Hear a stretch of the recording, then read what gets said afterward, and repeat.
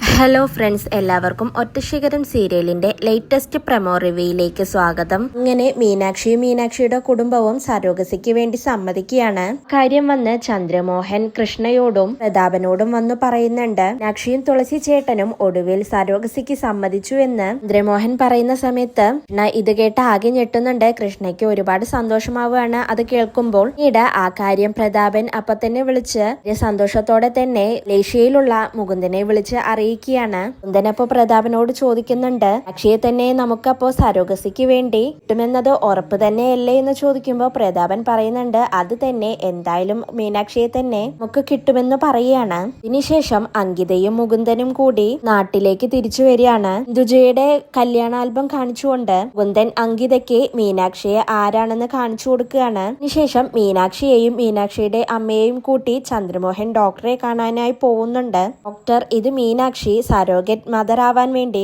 പെരിപ്പെട്ടു വന്നിരിക്കുകയാണ് മീനാക്ഷി എന്ന് ചന്ദ്രമോഹൻ ഡോക്ടറോട് പറയുന്നുണ്ട്. മീനാക്ഷിയെ കാണുമ്പോൾ ഡോക്ടർക്കാകെ ഇല്ലാതെ ആവുന്നുണ്ട്. എന്നിട്ട് ഡോക്ടർ പറയുന്നുണ്ട്, കുട്ടിക്കാകെ 21 വയസ്സ്, കല്യാണം കഴിഞ്ഞിട്ടില്ല.